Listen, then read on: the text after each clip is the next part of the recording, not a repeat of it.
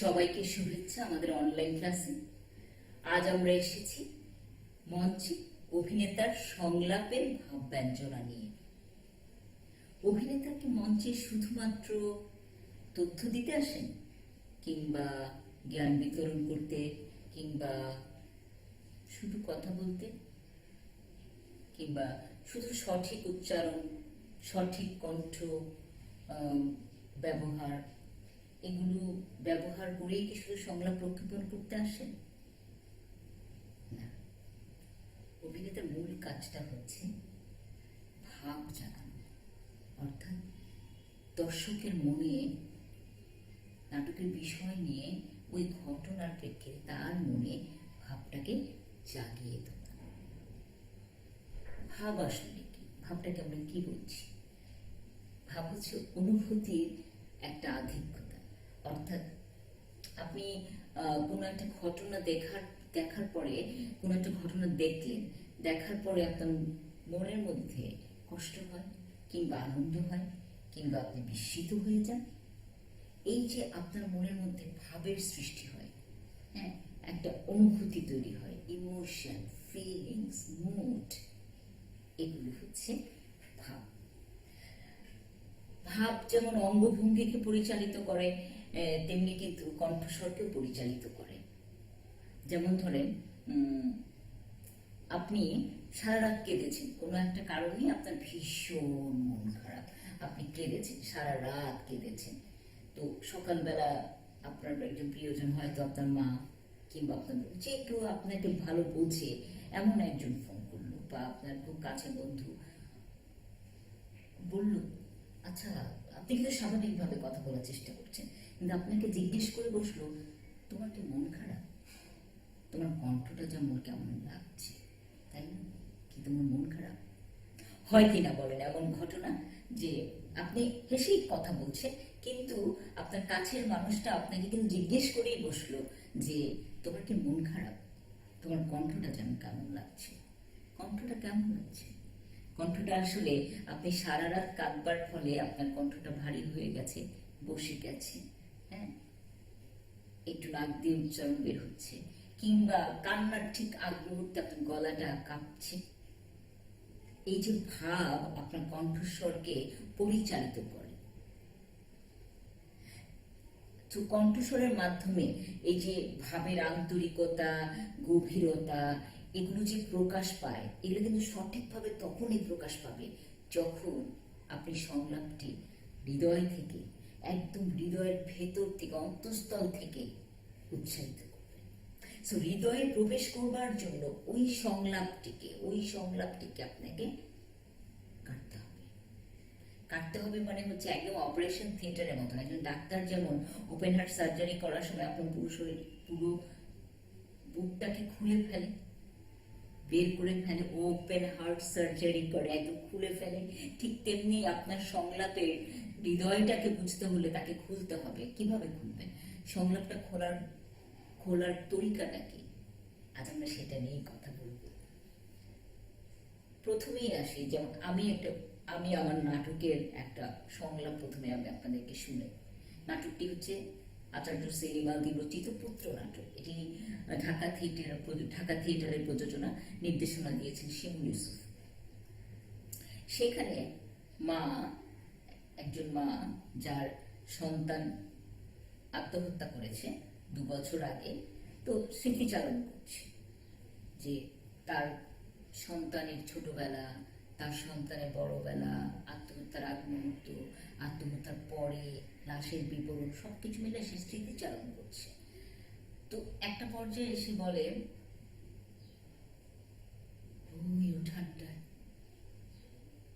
ওই উঠানটায় সে যখন খেলতো, কোমরটাতে পিতলের ঘুমটি আর কালো তাগা। ওই উঠানটায়, দেখুন আমি একটা বিরতি নিয়েছি, ওই উঠানটায় বলে একটা বিরতি। সে যখন খেলতো, কোমরটাতে পিতলের ঘুমটি আর কালো তাগা। এই যে আমি বিরতি নিচ্ছি, সংলাপের বিরতি, আমি কি একটানা পড়ে যাব? আমি যদি বলতাম ওই উঠানটায় সে যখন খেলতো কোমরটাতে পিতলের খুন্তি আর কালো দাগা, তাহলে কি হতো? হয়তো ভালো লাগতো না, কিংবা শুধুই সংলাপ বলা হয়ে যেত, সংলাপের হৃদয়টাকে আমি প্রকাশ করতে পারতাম না। সো রসটা উৎপন্ন হতো না, মানে ভাবটা উৎপন্ন হতো না। তো ভাবটা উৎপন্ন করবার জন্য আমাকে এই সংলাপটিকে কাটতে হয়েছে, আমাকে সিদ্ধান্ত নিতে হয়েছে যে আমি কোথায় থামবো, অর্থাৎ বিরতি। যেমন অনেক সময় গদ্যে বা পদ্যে, হ্যাঁ, কমা থাকে, দাড়ি থাকে, আশ্চর্যবোধক চিহ্ন থাকে, সেমিকোলন থাকে, হাইফেন থাকে, আপনি সেগুলো অনুযায়ী কিন্তু একটা পজ নেন। কমা থাকলে আমরা জানি একটু কম থামতে হবে, দাড়ি থাকলে একটু বেশি থামতে হবে, হাইফেন একসাথে থাকলে একসাথে পড়তে হবে, যেমন আনন্দ, বেদনা, দুঃখ, সুখ, দুঃখ, হ্যাঁ, এরকম হাইফেন থাকলে, আশ্চর্যবোধক চিহ্ন থাকলে আপনাকে আশ্চর্য হতে হবে, কোশ্চেন মার্কস থাকলে আপনাকে প্রশ্ন করতে হবে। কিন্তু এই যে আমি বললাম ওই উঠানটায়, এখানে কিন্তু কমা ছিল না, কিন্তু আমি তারপরও বিরতি নিয়েছি। এই যে জ্যোতি চিহ্ন দিয়ে বিরতি, অর্থাৎ কমা দাঁড়িয়ে, সেটাকে আমরা বলছি যুক্তিসঙ্গত বিরতি, অর্থাৎ এটা নাট্যকার লেখক আমাকে বলে দিয়েছে এখানে থামতে হবে। কিন্তু আপনি অভিনেতা হিসেবে যখন থামছেন কোন দাড়ি কমা ছাড়া, সেই থামাটাকে বলছি আমরা মনস্তাত্ত্বিক বিরতি, অর্থাৎ তার যে মনের অবস্থান, তার যে ভাব, সেই জন্য আপনি থামছেন ওখানে ওই উঠানটায় বলে আমি দেখবার চেষ্টা করছি, স্মৃতিচারণ করছি। তো আমি তো থেমে থেমেই বলবো, দেখবো আর বলবো ওই উঠানটা সে যখন খেলতো, কোমরটাতে পিতলের খুঁটি আর কালো তাগা। এই যে আমি কমা দাড়ি ছাড়াই কিন্তু থামছি, মনস্তাত্ত্বিক একটা বিরতি নিচ্ছি। আমার মনের অবস্থান, চরিত্রের মনের অবস্থান, ঘটনা, এগুলোর উপরে আমি বিরতি নিচ্ছি।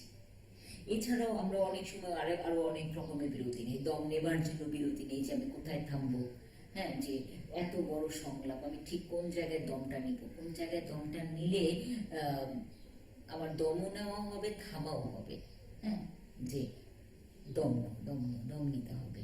যে আমি যদি আরেকটা সংলাপ দিই, যে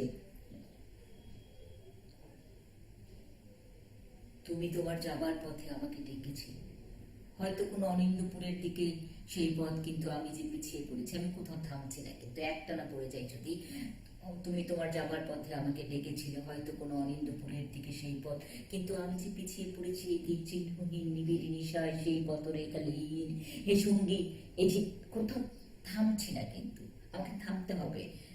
না থামলে তো মানে পথের বিভিন্ন বাঁক থাকলেই না পথটা বিভিন্ন দিকে যাবে, সোজা তো যাবে, সোজা হলে তো আপনি হাঁটতে, মানে একটাই রাস্তা, শুনবে না।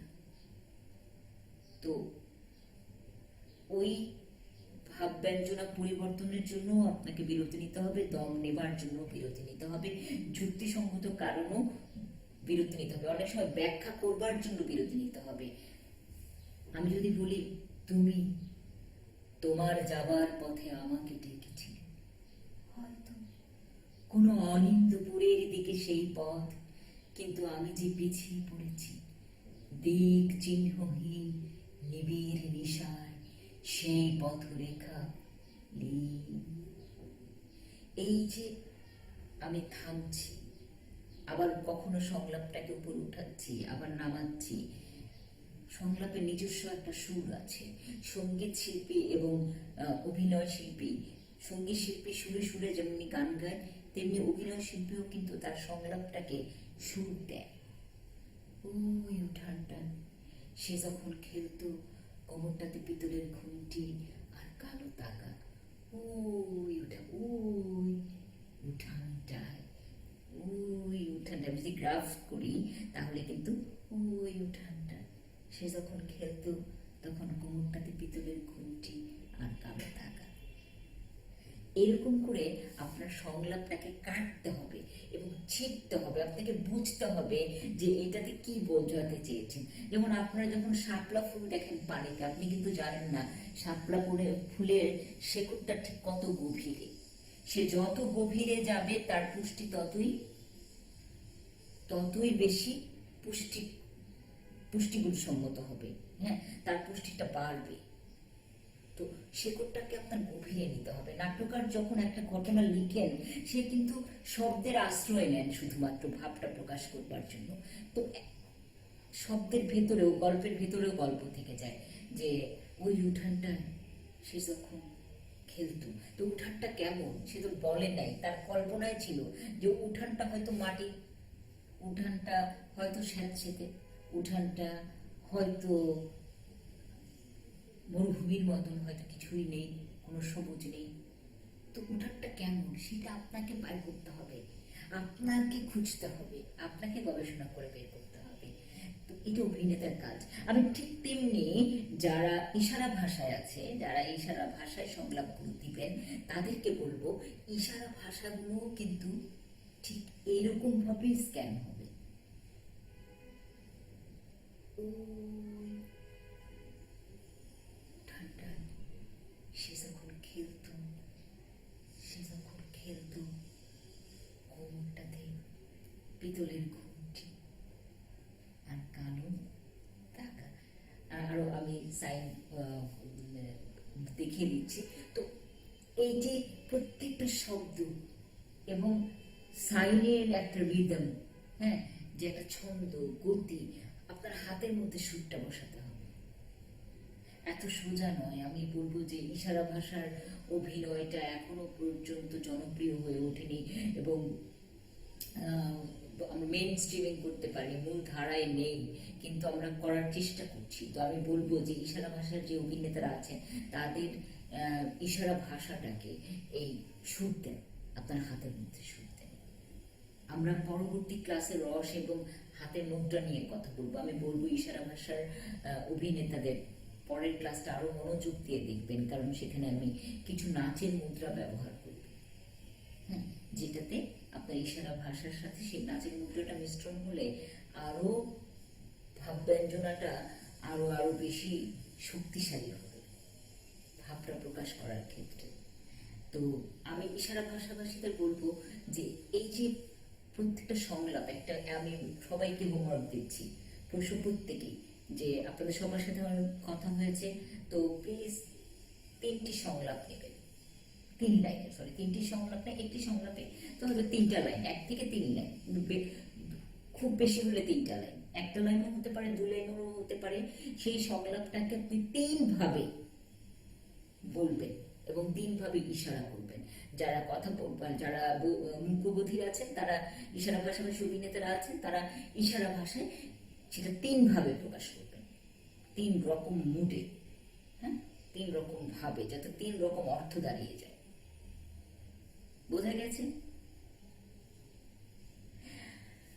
এবং যারা কথা বলতে পারেন কিংবা যারা কথা বলতে পারেন না, তাদের সব অভিনেতাদেরই আমি বলছি, প্লিজ হোমওয়ার্কগুলো করেন এবং পেজে আপলোড করে দিন। আমাদের প্রত্যেকটি ডিভিশনের আলাদা আলাদা করে পেজ আছে আমাদের ফেসবুকে, আপনারা সেগুলো আপলোড করে দিন।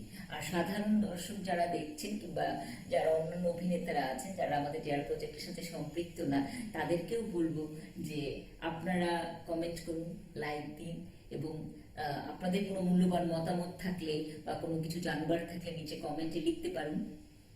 সবাই ভালো থাকবেন, সুস্থ থাকবেন। আজ এই পর্যন্তই।